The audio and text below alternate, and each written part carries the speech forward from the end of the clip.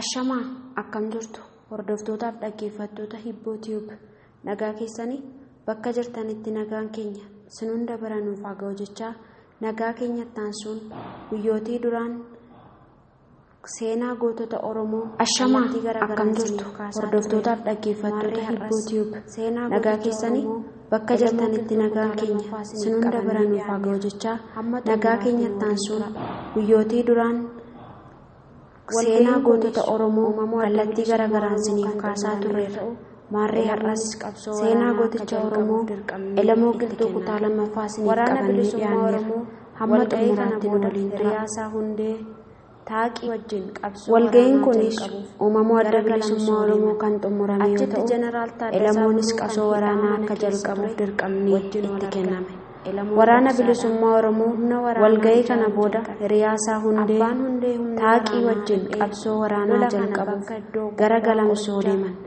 Achitti Jeneraal Taaddasaa Birruu kan hidhaa mana keessa ture wajjin wal argan. Elamoon dhoksaadhaan humna waraanaa ijaaruu jalqabe. Abbaan hundee humna waraanaa riphee lola kana bakka iddoo gubbaa qorichaa jedhama. Eegdota manichaa Tulluu Caarar irratti akka buufatu gorsan. Caamsaa 1970 naannoo sanaa Elamoon nama cocaa ture 20 fudhatee gubbaa qorichaa irratti kaampii dhaabe. Achis eegdota manichaa mul'atu Taaganyee jedhamu abbaa lafaa uummata naannoo sanaa baay'ee hacuucaa ture ajjeesuu jalqaban. Boodarras erga mul'atuun barsiisaan amantii Islaamaa Galamsoo keessatti akka ajjeefamu ajaje booda mul'atu ajjeesan.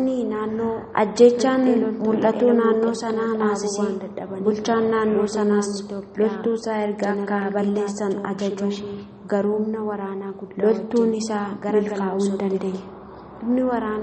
Hidhattoonni naannoo riphxee loltoota Elamoo Qilxuu dhaabuu waan dadhabaniif mootummaan Itoophiyaa Jeneraal Geetaachoo Shibashii humna waraanaa guddaa wajjin gara Galamsootti erge.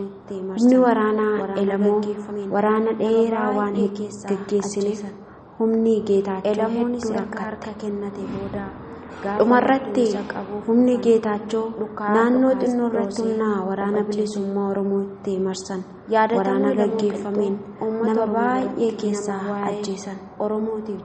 Elamoonis erga harka kennate booda gaafa loltuun isa qabuuf dhufan dhukaa dhokaas dhoosee of ajjeese. Yaadatamuu Elamoo Qilxuu uummata Oromoo biratti nama waa'ee Oromootiif jedhee wareegamee jedhamee beekamu.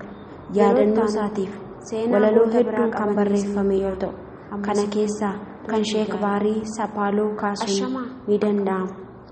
Seenaan gooticha Elamoo Qilxuu bifa gabaabaa ta'een isiniif dhiyeessine kanumaan xumura. Yeroo itti aanutti seenaa goota biraa qabannee isiniif dhiyaana. Ammasittuu turtii gaarii.